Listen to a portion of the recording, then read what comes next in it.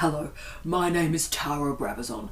I'm the Dean of Graduate Research at Flinders University, and welcome to Vlog 36, Citations, the good, the bad and the ugly.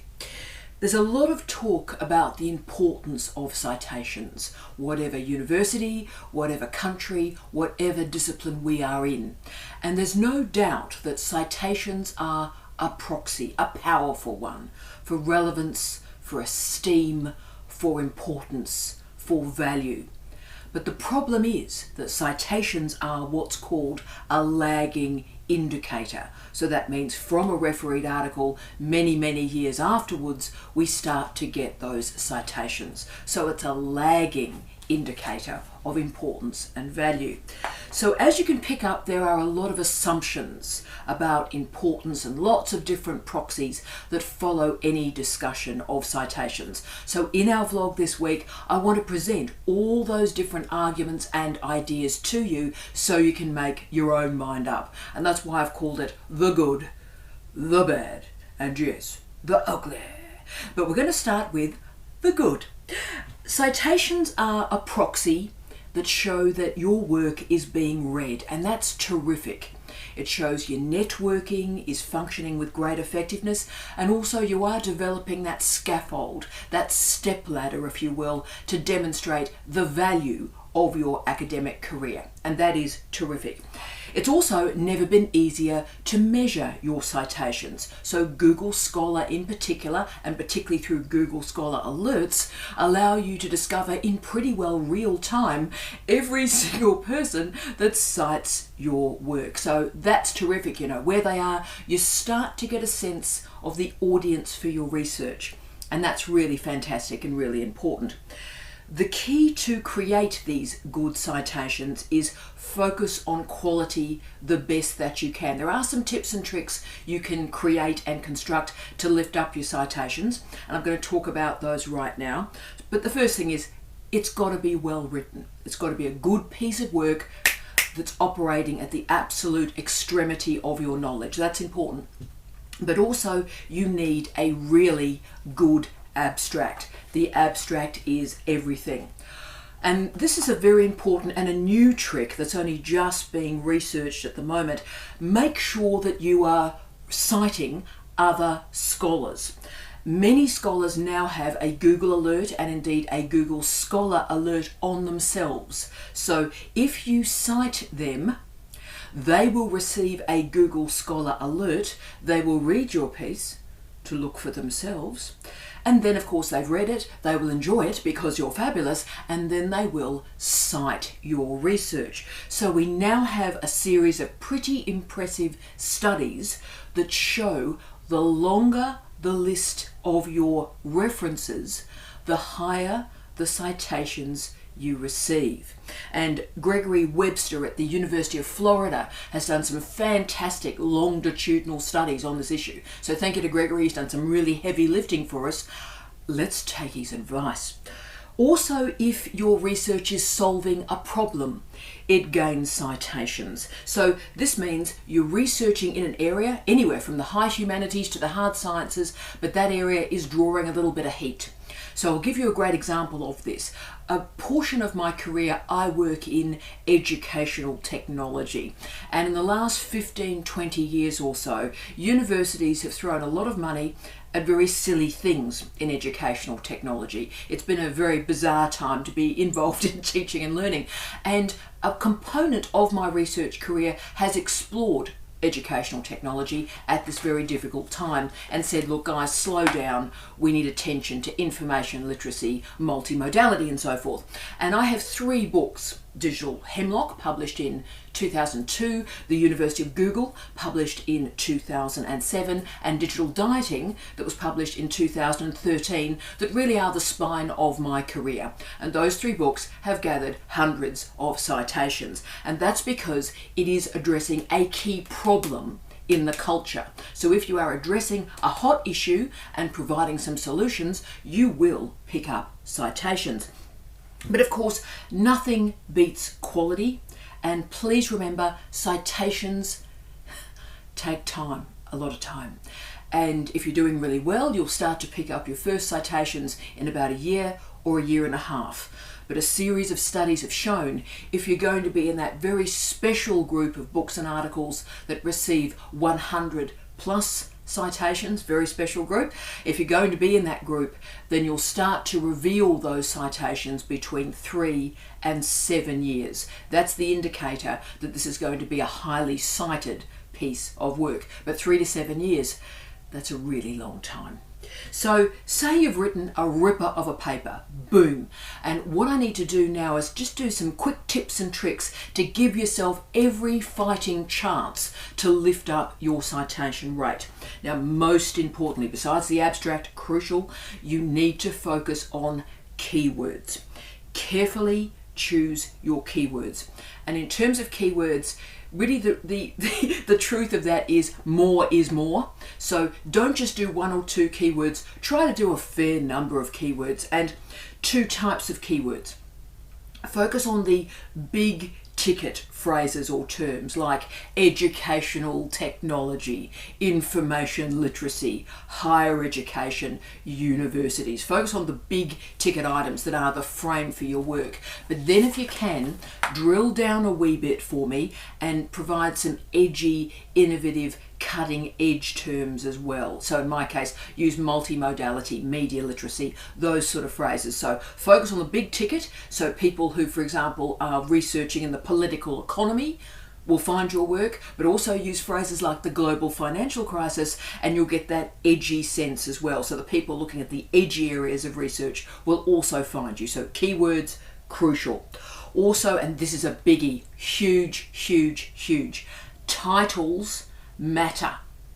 And if you can put those big crunchy keywords into your title, because algorithms weight the keywords in titles very strongly. So make sure the really punchy words and phrases, put them into your title or your subtitle. Right, that's a tip and trick. Another crucial one, which may be relevant to you or not, is to keep your name consistent throughout your writing career. So my name is Tara Brabazon. It's always been Tara Brabazon. I am very proud of that name. My father and my mother thought a great deal about that name, and I wear it as a tribute, I hope, to my family who have sacrificed so much to get somebody like me here. So for me, that name is everything. Nothing will make me change it. Nothing.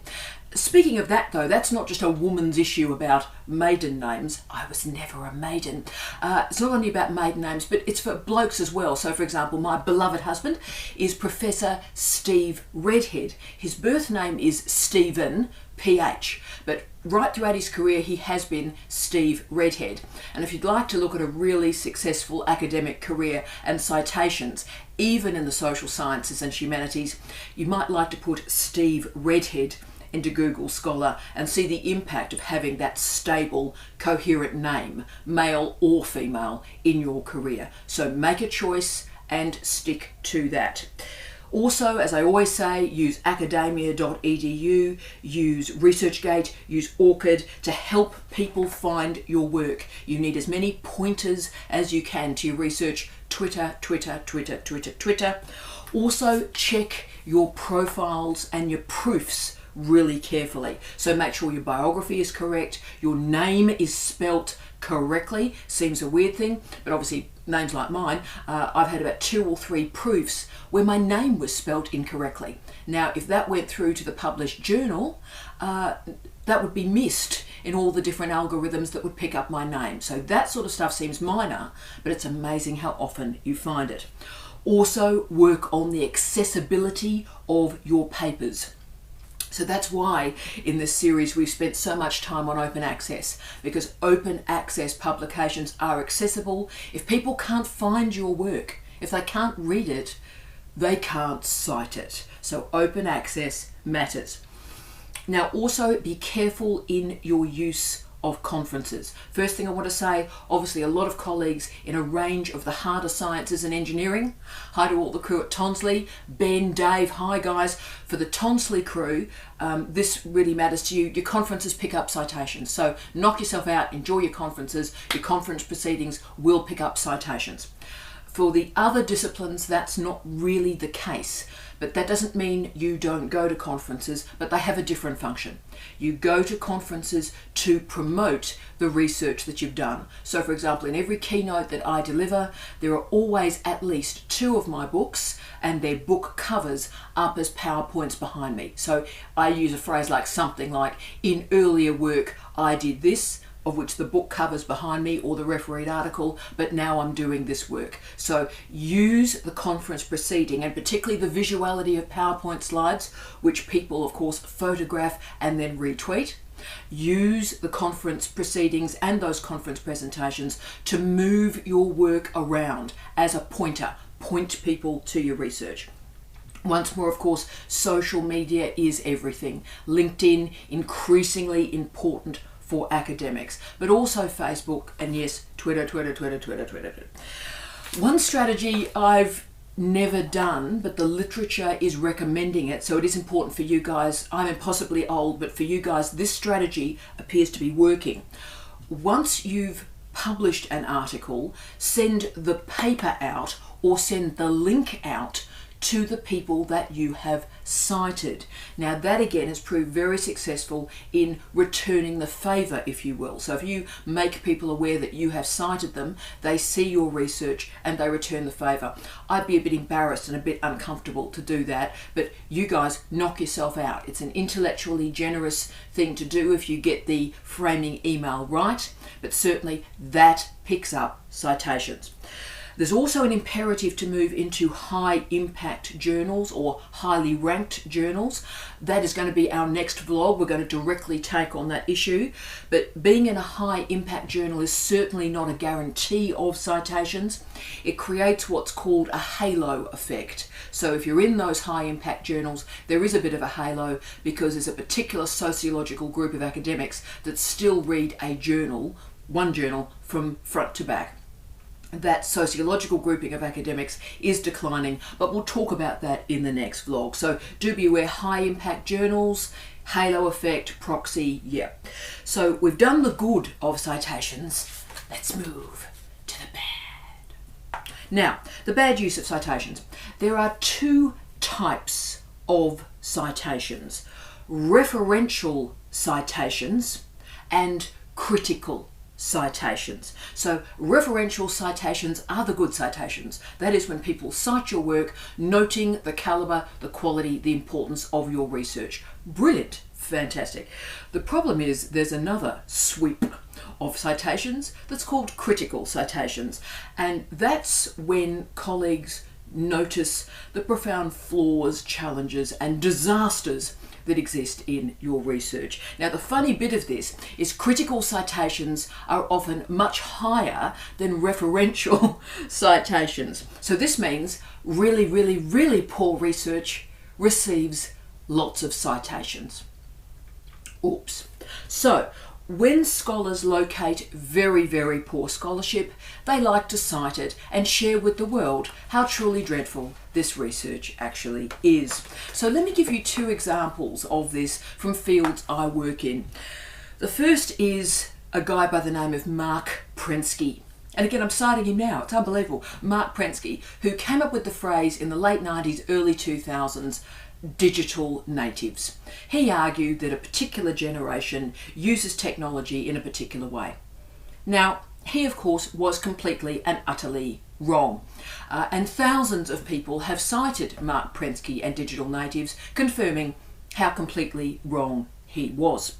So lots of scholars have cited him, stating he's wrong. He's received very high citations for for being wrong. Similarly, a guy by the name of Richard Florida developed a series of indices and like the Bohemian Index and so forth that offered a supposed understanding or exploration, if you will, of how a creative class and a creative city is formed. So all these indices were a way to understand how a city could bloom through a regeneration process. Now again, he was absolutely and completely wrong, profoundly simplistic, and tens of thousands of people around the world have cited him to show how wrong he is. Lots of examples I could use. So citations are not proving excellence, they're not proving quality, they're showing that someone is completely and utterly wrong. Another bad bit of citations is that you have to show patience. Citations do require faith, and let's not lie, they require a lot of luck as well. So if you're lucky enough to get through refereeing, if you're lucky enough to get published, and all of that stuff takes time in itself, then you really, really hope to get cited. And the problem is, and this is a deep truth, there is magnificent research out there that has not been cited once. Fantastic, brilliant research, brilliant scholars that no one has cited, okay? So you've got to be patient. It can be incredibly slow and depressing task to just quietly point colleagues to your work and see if you can gather those citations. And I think the real problem with all of this discussion of citation is citation analysis is the basis of a whole series of decisions about jobs, about promotion, and of course about grants. And of course, you know, it's not actually a proxy for anything in particular. Really great research cannot be cited, full stop. And remember, there's that other issue. All of us are influenced by work that we don't cite. And a really fantastic piece of research from 2010 from McRoberts, great piece of research, confirmed that about 30% of our influences in academic life are cited. Only 30% of the work that we're really influenced by, we cite. Wow.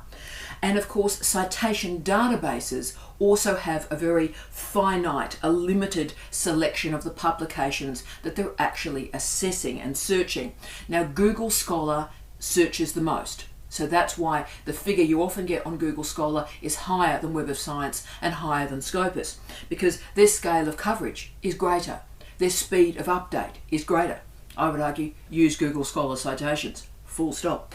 Now, Altmetrics is also producing some really fantastic results here. So this is the scholarly citation count that goes beyond formal academic counts, particularly dealing with social media, for example. Now, we will do another vlog on Altmetrics in about 6 months. A fantastic book has just been published on it, but I want a little bit more longitudinal research for you before I present it into a vlog. But Altmetrics Big will return in about 6 months when I've got a bit more research to talk about with you. So that's the bad of citations, and I know you've been waiting for it. Let's do the ugly. Let's do the ugly bit of citations. Now, there's so many critiques of citations, particularly when citations are used as a proxy of value. They're just not. So, for example, medicine papers are cited 20 times more than geology papers. Now, does that mean medical papers have 20 times more value than geology? Hell no. A friend of mine, great mate of mine, librarian, once described citations as the equivalent of judging somebody's intelligence by their income level. So the people who are paid a great deal also happen to be the most intelligent. Now, that's a proxy, income and intelligence. It happens to be a wrong one. Just like the more something is cited, supposedly the more value it has. Not necessarily. And therefore, I really do need to, at the end of this vlog, talk about the two really ugly bits of citation. And that is self-citation and coercive citation. Self-citation occurs, when you cite your own work. Now, sometimes that self-citation is absolutely legitimate. You should do it, and we're going to talk about that. But if I'm really honest with you, and I always try and be, the most horrendous, awful, disgusting, dreadful academics I've ever met in my entire life around the world are also some of the heaviest self-citers. So what happens is they pretend they're influential. They talk about this article had 90 citations. So I go and have a look at that article with 90 citations, and 82 of those citations, this is a real case by the way, 82 of those citations are self-citations, and the remaining 8 come from their PhD students.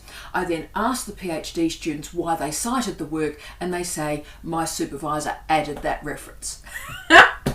True story. So basically these academics are the intellectual equivalent of Kath and Kim. Look at me, look at me, look at me, really sort it out. So there are some really legitimate examples of citations. So this is really important. You need to do this, really important. When you've got an article that extends previous work, right? Cite the earlier work. So use a phrase something like, this research is part of a cluster of other related research projects that have been published, and then list them. That's fantastic. You're helping the reader understand it's part of a portfolio of your scholarship. Wicked. Now, another important one. Say you've produced a piece of journalism, or a podcast or a vodcast, and this academic work is building on that popular cultural work, then please cite the popular cultural work. That's become quite important to me. I've been in leadership roles in universities for really the last 15 years. So I only have 2 hours a day to read and write, do my academic reading and writing. 2 hours a day, 2:30 to 4:30 in the morning, bless. But that means I test work out in smaller forms. So if I've got an idea to test, I'll test it in journalism first, a quick 1,000 words, or I'll test it in a podcast or in a vlog. So that means when I come to write it up, that it's lagging, so it comes off in a month after I've done the journalism, I'll cite my first go, okay? So all of that stuff is important as well. Now also, if you want to avoid presenting a full methods conversation or a full literature review, if you've done it in a different way, so say you've done a systematic review and you've published that, and then your research comes on top of that, it's ridiculous to actually just go again with the systematic review. Cite the systematic review, yeah? Cite the literature review. Absolutely cool.